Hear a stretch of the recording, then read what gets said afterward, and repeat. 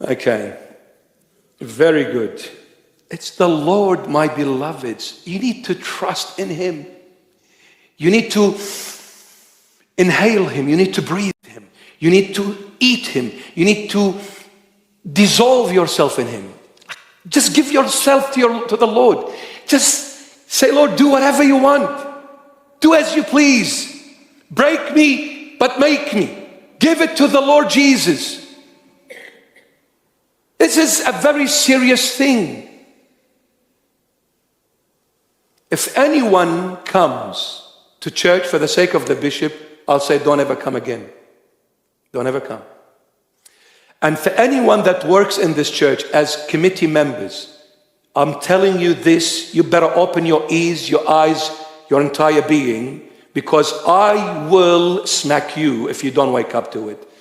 If you think you are working in the church to be a show-off to the bishop, you better pack yourself and leave before I say to you, get out. If you do not come to church to serve the Lord, first and foremost, you're a failure. And you are serving the wrong leader. And you are in the wrong place. Because the church is about Christ, not about the bishop. It's about Christ. So if you're not here for the Lord, don't come here. You're coming to the wrong address. And if you're coming to the church for yourself, you better stay in the world. Because the world is the place where it's a show-off. The church is a place where you need to deny yourself for Christ to be seen. My job is to give you the Lord, not me. My job is to make you love the Lord, not me. My job is for you to honor the Lord, not me. I'm nothing but a hopeless, useless servant. I am only a tool used by the King of Kings and the Lord of Lords, Jesus Christ of Nazareth, for His glory alone. Without Him, trust me, I'm zero. Without Him, I'm the most poisonous. I'm the greatest sinner of all. I'm good for nothing. It is Him. It is Him. That's my job. The day my job is done according to the Lord's will, I won't be on earth anymore. It is not people that take my life away. It is Christ who gave it in the first place. It is Him only that takes it away when He chooses.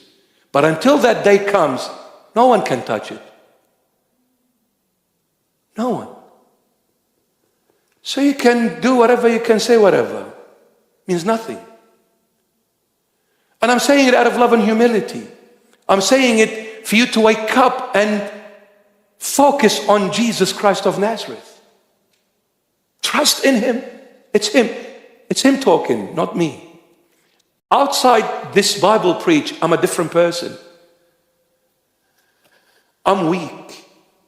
I don't talk like that. I don't. It's the Lord. Believe me, it's the Lord. Who am I to stand in the face of the government and say, you are sons of the snake for doing such evil laws? Not me, it's the Lord. It's the Lord. And I've asked the Lord, from this moment onward, any government that tries to introduce satanic laws, may they be rebuked by you, Lord. May they be plucked from their roots by you, Lord, and put them as an example to everyone to see that there is only one God who art in heaven, and His name is Jesus Christ of Nazareth. So government, don't ever try to be God, because you're nothing but a fake lunatic and crazy and a foolish one. Don't ever try to be one. There's only one God. And that God will always be Jesus Christ. I live for this, I die for this. Jesus is my life. Everything. Everything.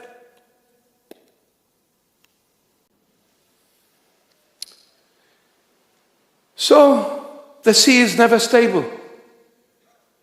Find the Lord, you'll be stable. You'll be content. You'll be happy with what you have. You will seek, you will search no longer the moment you find Christ. you'll stop searching. I found everything I needed, and I found the one who can give me everything. The sea, my beloved, has a law. The strong devours the weak. You see a little fish swallowed by a bigger fish, and that bigger fish swallowed by a fish that is bigger than it. And the great white shark will come and will swallow this fish. And the big whale swallow this. This is the law of the sea. The strong devours the weak. People of the world that devour one another, kill one another, have no place in God's kingdom, because God's kingdom is all about love, peace, life, not murder, not bloodshed, not destruction. You try to be strong and devour your brother, there is no heaven for you, my dear friend. Wake up, repent, and come back and stop fighting and killing each other for a piece of land that will end up nothing but a grave for you, for me, and for everyone. Isn't this the land we're fighting over and killing each other for? That land at the end, what is it? Nothing but a grave. That is the truth, the whole truth and nothing but the truth. So help you God, who is Jesus Christ of Nazareth. Crazy. This is my country. It's not your country. It's a graveyard, my dear friend. What country? It's a graveyard. At the end, it's a graveyard. Those who live in Australia, it's going to be a graveyard. Those who live in America, it's a graveyard. Those who live in anywhere in the world, it's a graveyard.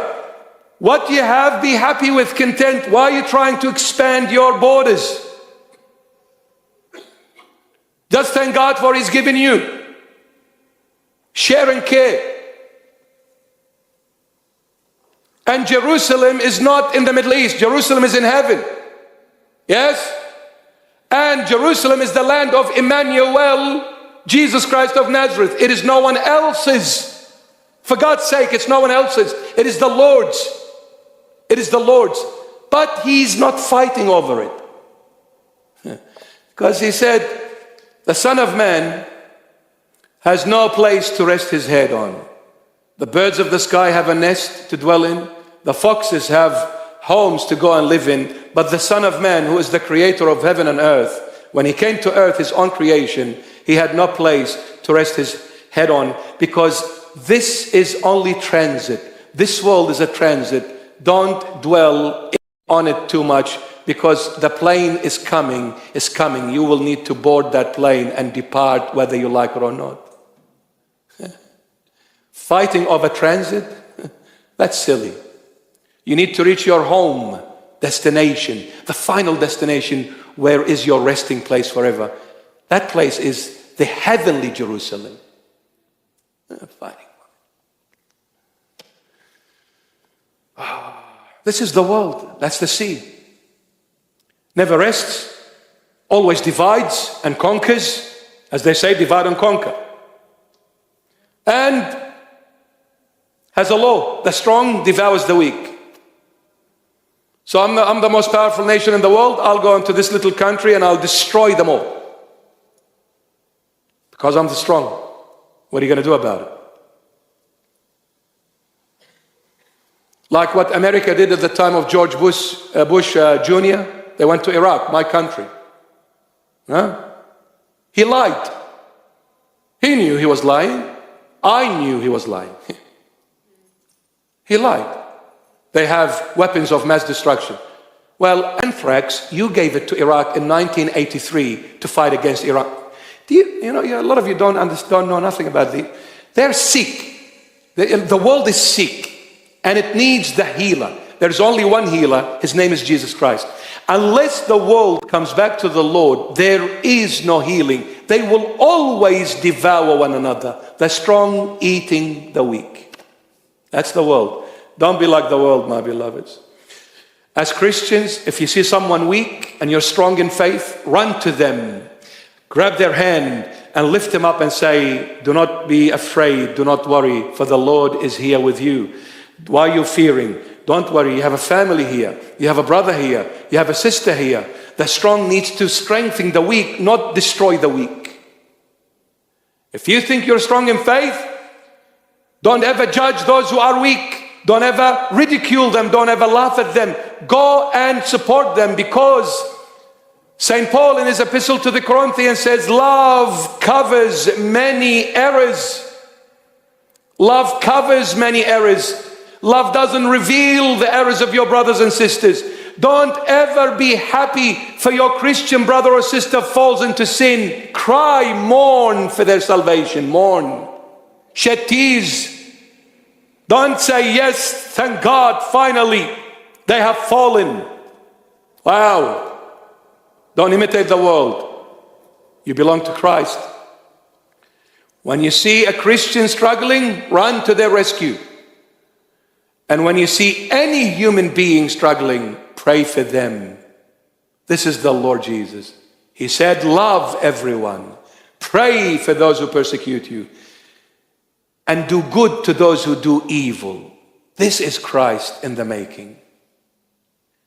Imitate the Lord. You will never fail. Never. He will make sure you're standing on your feet till the end and forever.